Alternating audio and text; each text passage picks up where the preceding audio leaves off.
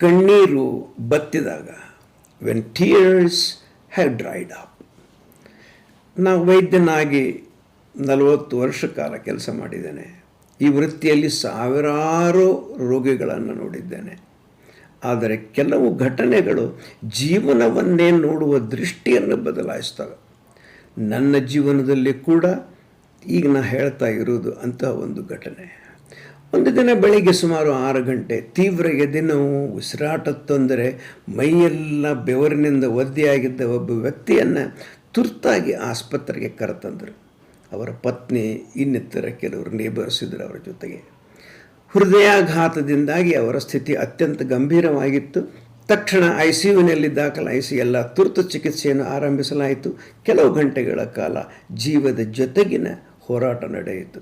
ದೇವರ ಕೃಪೆಯಿಂದ ಅವರು ಅಪಾಯದಿಂದ ಪಾರಾದರು, ನಿಧಾನವಾಗಿ ಚೇತರಿಸಿಕೊಂಡರು. ಈ ಒಂದು ವಾರದಲ್ಲಿ ಪ್ರತಿದಿನ ಅವರ ಪತ್ನಿಗೆ ಅವರ ಪತಿಯ ಆರೋಗ್ಯದ ಬಗ್ಗೆ ತಿಳಿಸುತ್ತಿದ್ದೆ. ಒಂದು ವಾರದ ನಂತರ ಡಿಸ್ಚಾರ್ಜ್ ಆಗಿ ಮನೆಗೆ ಹೋಗುವ ದಿನ ಬಂತು.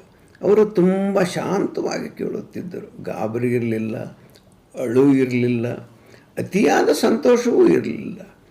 ಡಿಸ್ಚಾರ್ಜ್ ದಿನ ಅವರು ನನ್ನತ್ತ ನೋಡಿ, ಧನ್ಯವಾದಗಳು doctor, thank you very much doctor, ಅಷ್ಟೇ ಹೇಳಿದರು.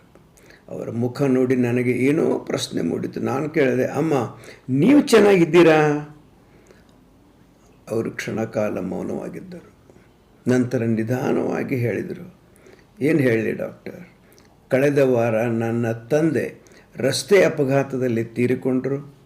ಅದಕ್ಕೂ 3 ವಾರಗಳ ಮುಂಚೆ ನನ್ನ ತಮ್ಮ ಹೃದಯಾಘಾತದಿಂದ ತೀರಿ ಹೋದರು. ನನ್ನ ಗಂಡ ಈಗ ಬದುಕಿ ಬಂದಿರುವುದು ದೇವರ ಕೃಪೆ. ಆದರೆ ಆ ಸಂತೋಷದ ನಗು ಕೂಡ, ಆ ಸಂತೋಷದ ಒಂದು ಉತ್ಸಾಹ ಅನ್ರಿ, ಅದು ಬರ್ತಾ ಇಲ್ಲ ಡಾಕ್ಟ್ರೇ. ಆ ಕ್ಷಣದಲ್ಲಿ ನನ್ನ ಬಳಿ ಮಾತೇ ಇರಲಿಲ್ಲ.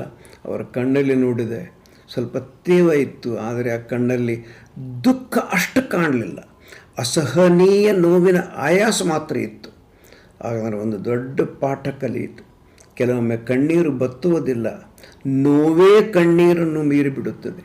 ಸ್ನೇಹಿತರೆ, ಪ್ರತಿಯೊಬ್ಬರ ಮುಖದ ಹಿಂದೆ ಒಂದು ಕಥೆ ಇರ್ತದೆ. ನಗುತ್ತಿರುವ ಪ್ರತಿಯೊಬ್ಬರೂ ಸಂತೋಷವಾಗಿರಬೇಕೆಂದೇನಿಲ್ಲ. ಮೌನವಾಗಿರುವ ಪ್ರತಿಯೊಬ್ಬರೂ ನೆಮ್ಮದಿಯಿಂದ ಇರಬೇಕೆಂದೇನಿಲ್ಲ. ಆದ್ದರಿಂದ ಯಾರನ್ನು ಅವರ ವರ್ತನೆಯಿಂದಲೇ ಅಳೆಯಬೇಡಿ, ಔಟರ್ ಬಿಹೇವಿಯರ್. ಅವರ ಜೀವನದಲ್ಲಿ ಎಷ್ಟು ನೋವು ಅಡಗಿದೆ ಎಂಬುದು ನಮಗೆ ಗೊತ್ತಿರೋದಲ್ಲ. ಸ್ವಲ್ಪ ಕರುಣೆ ಇರಲಿ, ಸ್ವಲ್ಪ ಸಹಾನುಭೂತಿ ಇರಲಿ. ಏಕೆಂದರೆ ಕೆಲವೊಮ್ಮೆ ಔಷಧಿಗಿಂತ ಮಾನವೀಯತೆಯೇ ಹೆಚ್ಚು ಗುಣಪಡಿಸುತ್ತದೆ. Take care. ಬಾಯ್.